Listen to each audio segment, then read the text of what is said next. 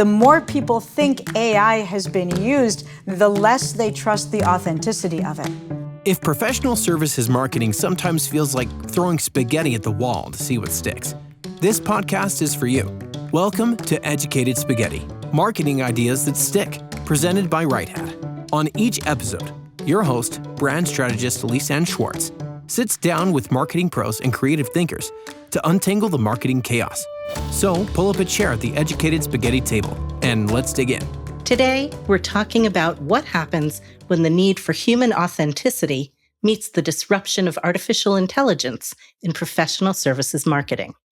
In other words, how can law firms, consulting firms, and others whose business depends on genuine relationships and trusted voices leverage AI tools to connect with clients and communicate value in a genuine way?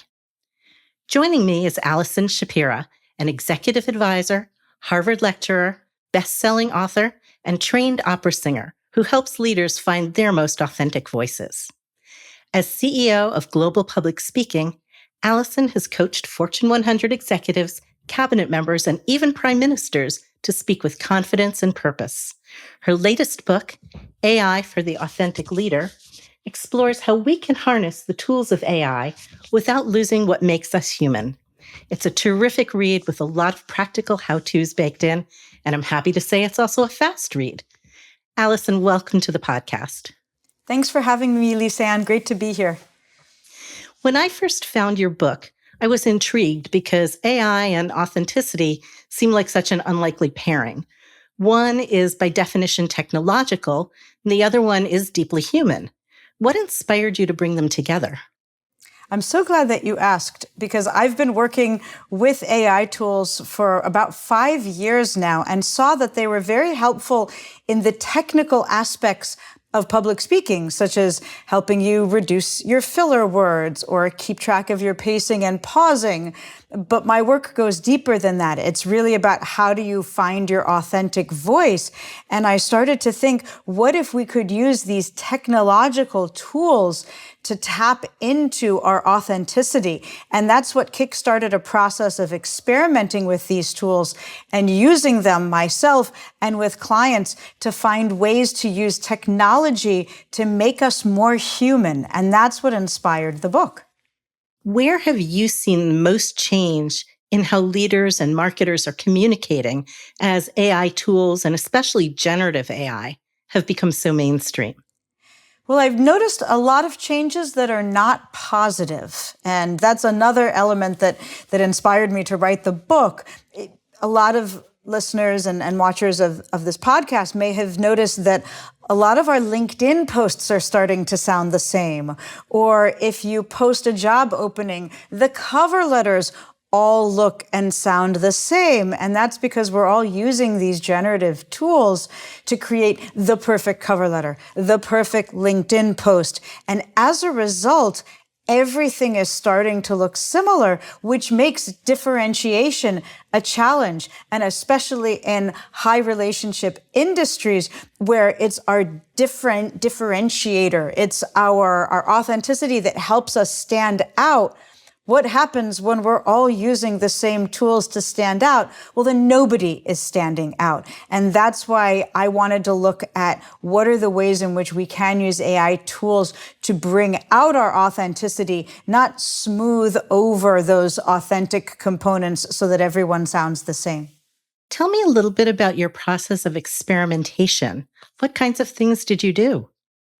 Well, I started by using an AI tool called Yoodli, Yoodli, where you can record a video and get feedback on your pacing, pausing, and fillers. And I actually created a bespoke version of the Yoodli platform based on my own books and teaching to let people get feedback based on what I teach. And Yoodli has made great strides in that area, helping with role plays and more constructive, deeper feedback. I've also been building chatbots that help people bring out their authenticity. So I have an authenticity chatbot that I use during my keynote speeches where people can practice with the chatbot as they learn a particular methodology that I teach for bringing out your authentic voice. I have people ask themselves a question that I explain as, why you? Why do you care about the work that you do? And when was a moment in your life that made you care?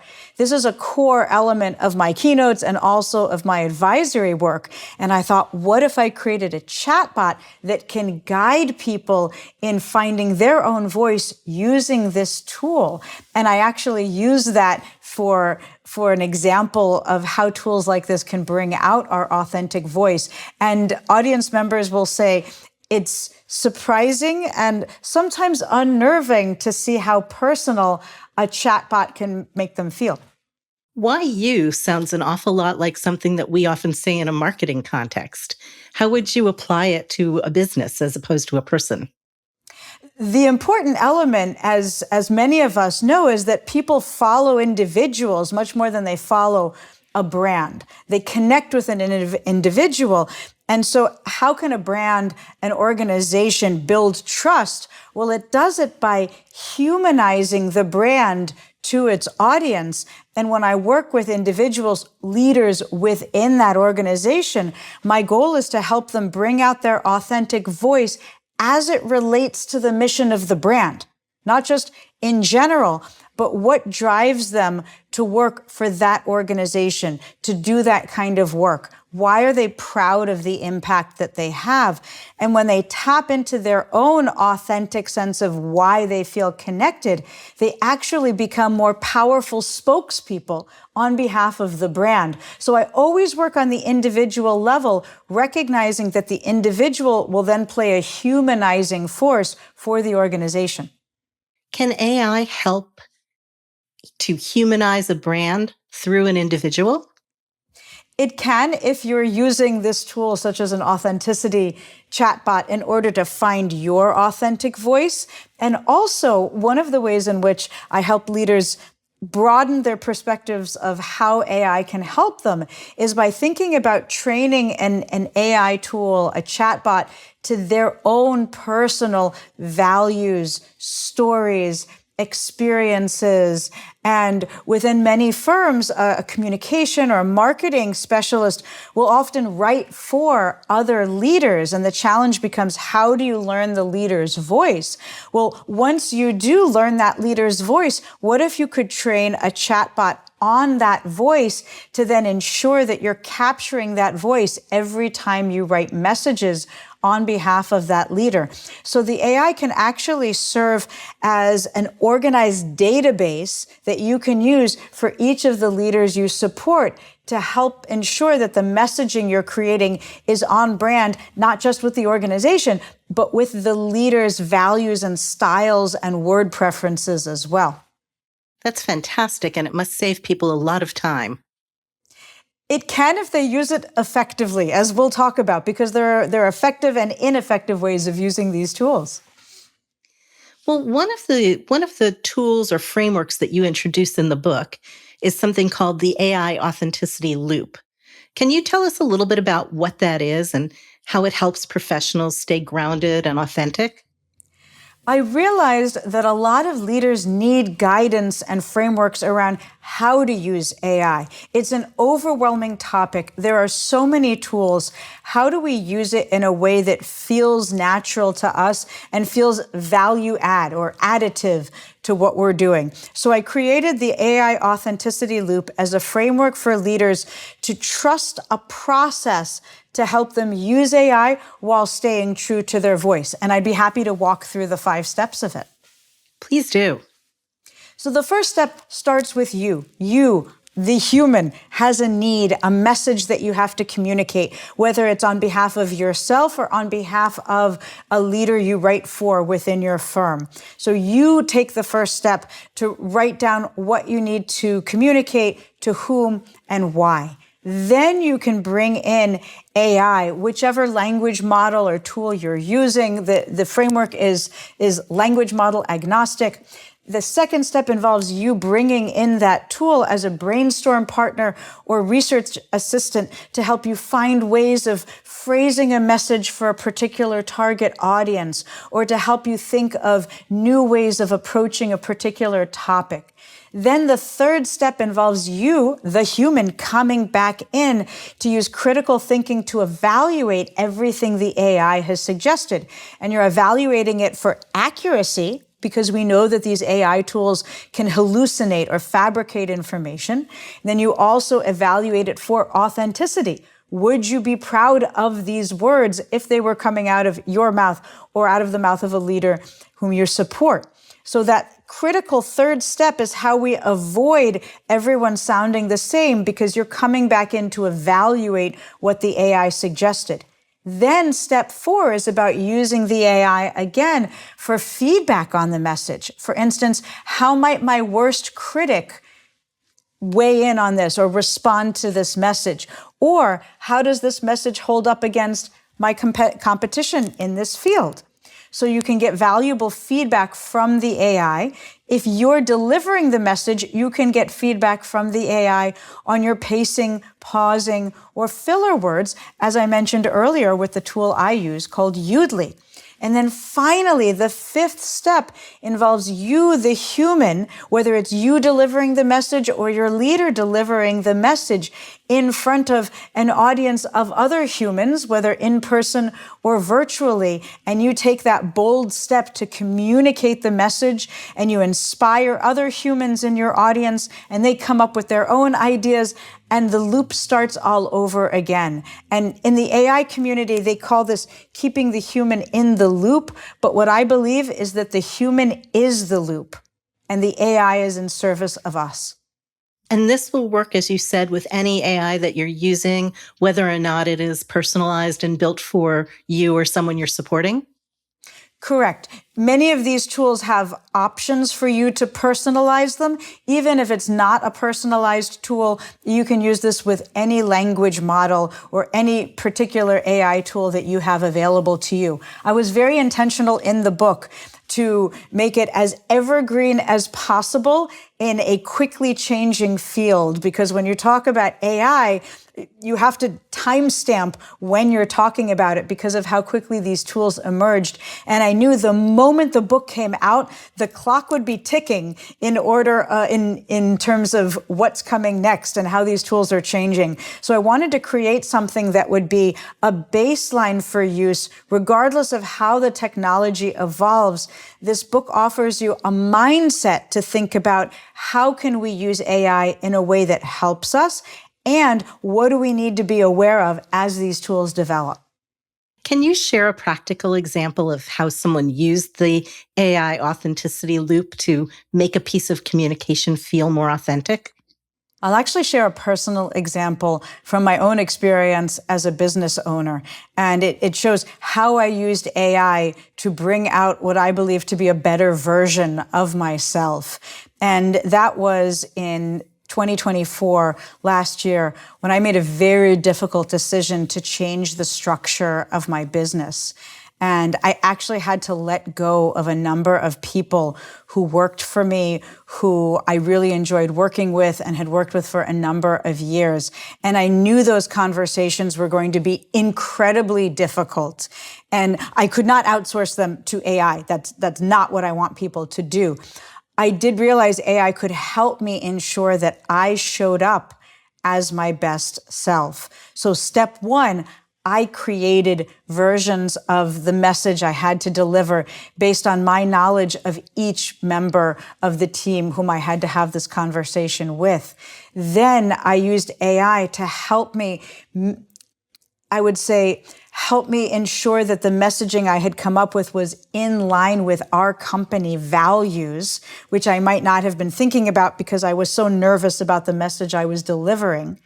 Then step 3, I reviewed what the AI had come up with to make sure it felt authentic to me. And I even consulted with some other humans in my life for guidance on this messaging.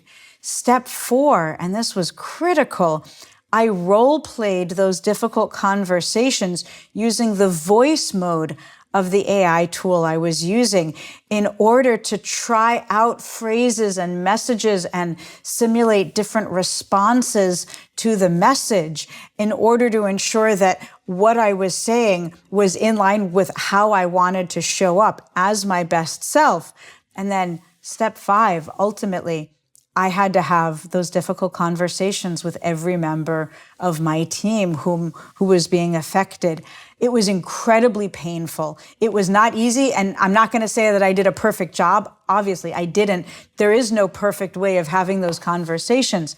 I will say that because of how I used the AI authenticity loop, I felt confident that I had done everything in my power to show up as the leader I wanted to be for my team, as opposed to letting my emotions get the best of me, leading me to say something I didn't really believe in a way that would have harmed the relationship going forward. So that's an example of the AI authenticity loop in action.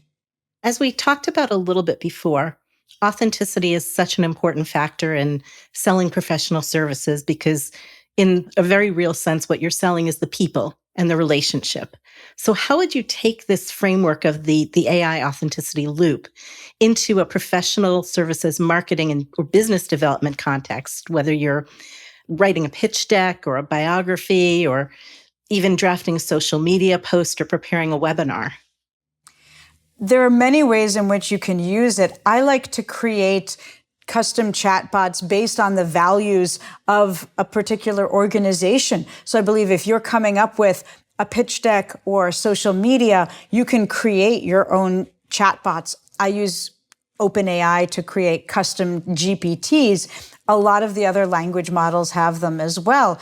And then I'm making sure that the values of my organization are in that chatbot so that I ensure that every message is in line with those values. That's something any professional services firm can do, and it doesn't take very long to do it. So you can also upload specific messages of the organization, the history of the organization, the founding values of the organization, and then when you have a particular topic that you want to write about, you can put it into that tool and ask it to rewrite the message that you have in alignment with those values. But then, of course, you have to do step 3. You have to evaluate what the tool comes up with to make sure it is accurate. It is in alignment with your voice. Sometimes when I've used these tools, I've found they've created examples that were false.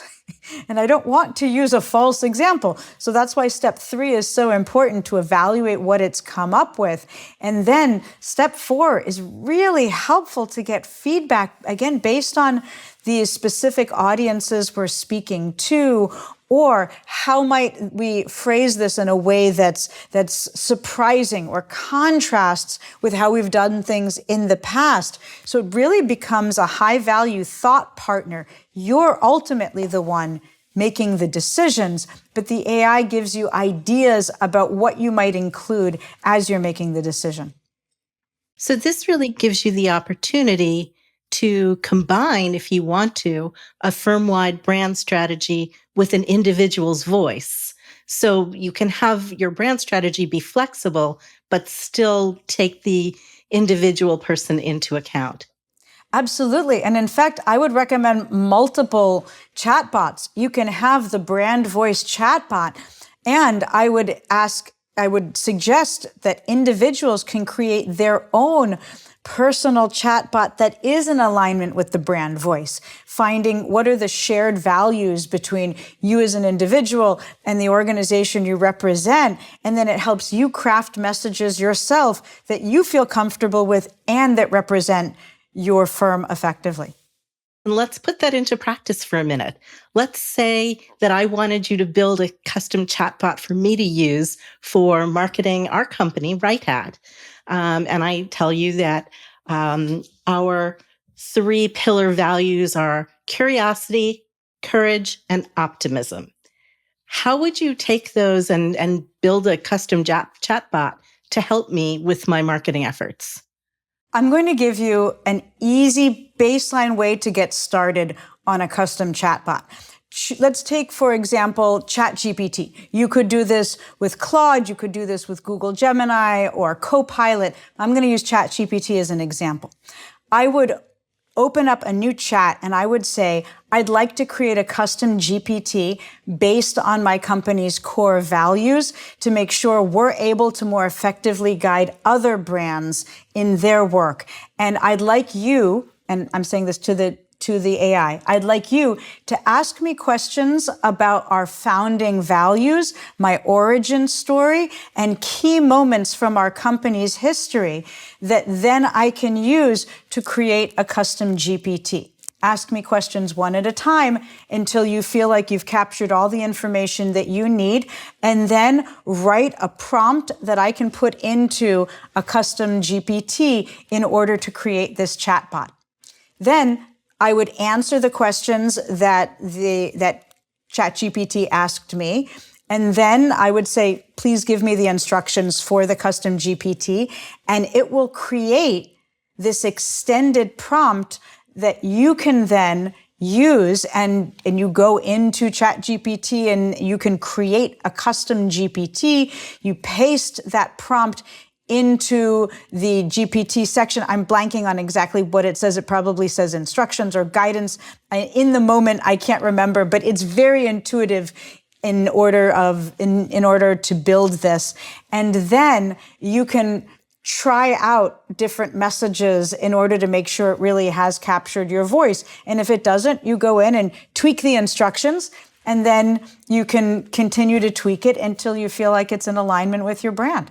I would say it could take 5 minutes. You can do this in 5 minutes.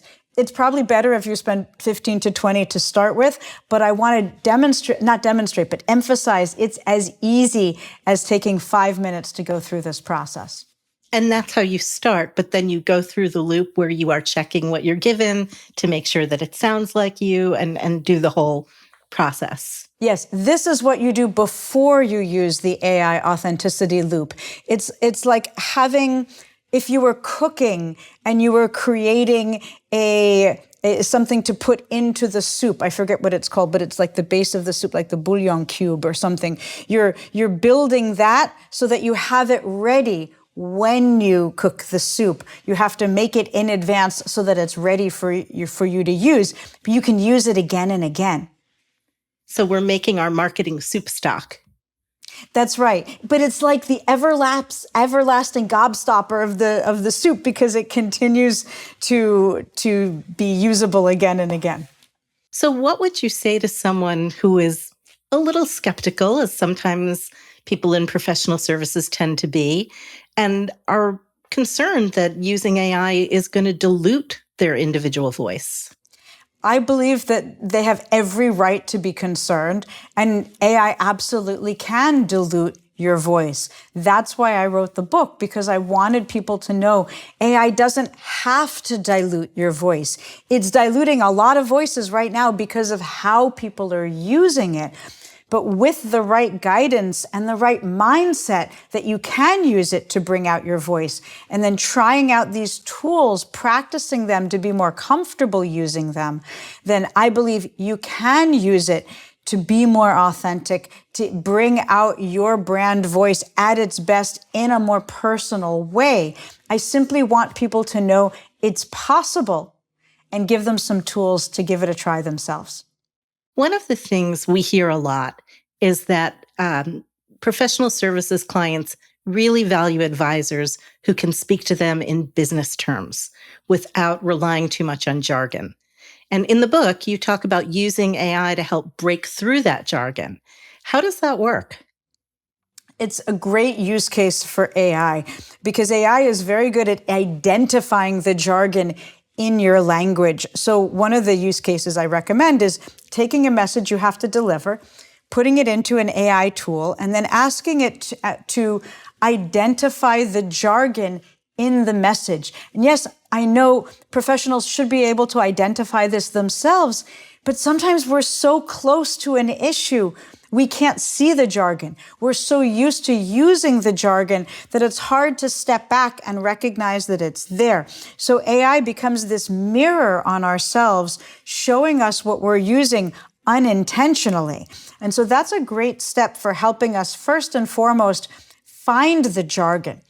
At this point in time, I don't like asking AI to reword the jargon in more conversational language because AI is trained on this large body of data. And as a result, what it comes up with is general. It's actually jargon itself. So I found this to be the case in my book. When I asked the AI I was using for feedback on my book, I asked it to suggest alternate phrases in certain areas. And the phrases it gave me were so jargony, I thought either I'm not using it correctly or this is not an effective use of AI at this point in time. So I would recommend you use it to identify the jargon, but then it's up to you to rewrite it in more conversational language. Well, that really goes to what you were talking about, this whole need to review and be critical of what the AI gives you. What are you looking for in that process?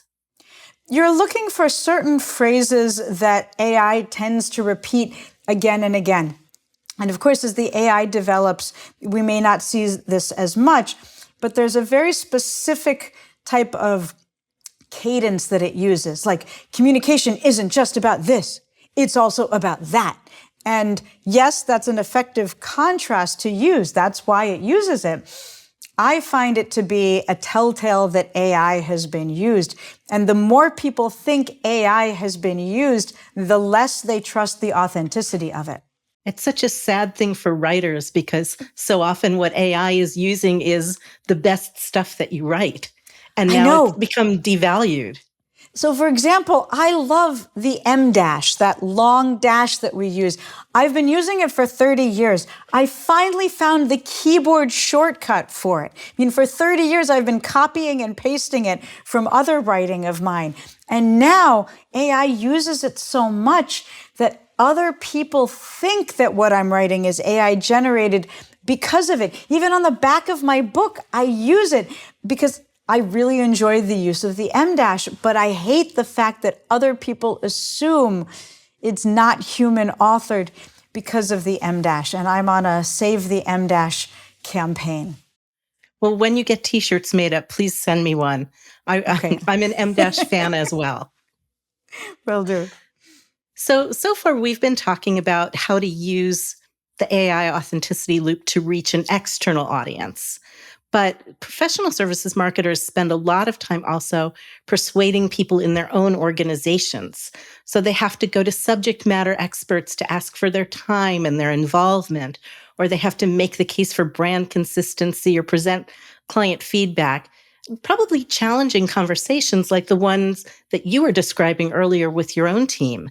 How can your framework help in-house marketers with these kinds of communications to be effective while they're still staying true to their own voice and their own values and relationships?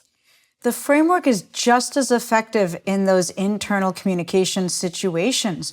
In-house marketers will know the personalities that they're communicating to. Some will even create custom GPTs or custom chatbots for their boss in order to test ideas for the chatbot as opposed to going to their boss with the idea so they can role play it or reality test it with the chatbot first. I can find that to be an effective form of using AI to try something out before we're ready to have a conversation with a live human about it. So the tool works just as effectively on internal messaging, and it can be used when we're trying to request a budget or steer someone in the direction of a particular decision, make the case for hiring a new person, make the case for spending more on marketing. We can use AI in the exact same way for internal cases as well. And I believe it will help us more effectively make the case for whatever it is that we're trying to communicate to someone internally. So as AI continues to evolve, which it probably will do before this podcast even airs, what mindset or skill do you think that communicators and marketers will need to keep their messages genuine and persuasive? My motto is always be learning. It's not that we go to school, we get our diploma, and then we're done. We are always learning and growing because our field changes and the tools available to us change. And I believe this mindset of constant growth and being willing to experiment with new tools is going to be critical to us if we want to stay ahead in our field and effectively guide others on behalf of our area of expertise. We have to recognize that we cannot stay still. We have to continue to learn and grow. Allison, what is your secret sauce for authentic communication? It comes down to how we define authenticity. I define authenticity as speaking and acting in alignment with your values. So if we want to be authentic communicators, it all comes back to what are the values that drive us, whether they're personal or professional, and how can we speak in a way that's in alignment with those values? That is the secret sauce to authentic communication. For people who want to learn more about AI and authentic communication, what resources do you recommend? First of all, I want them to connect with me on LinkedIn because I write quite a lot on those topics, and I'd love for people to connect with me and follow me there. I also recommend my website, and I have a special page, AllisonShapira.com/AI, where people can find more resources based on the book and download a one-page cheat sheet that also gives them access to the authenticity chatbot I discussed. So people can play around with that chatbot and experiment with how they can use AI to help them bring out elements of their voice they may have forgotten about but are deep inside of them. That's wonderful. I hope a lot of people will go and check that out. Allison, thank you so much for your time today.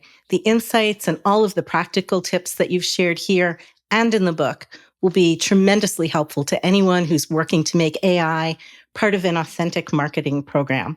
I know there are lots of ideas that I'm going to check out. Such a pleasure to be with you. Thanks for having me today. If you want to connect with Allison, as she said, you can find her on LinkedIn or at AllisonShapira.com/AI. And the book, AI for the Authentic Leader, is available on Amazon. See you next time on Educated Spaghetti. That's today's serving of Educated Spaghetti.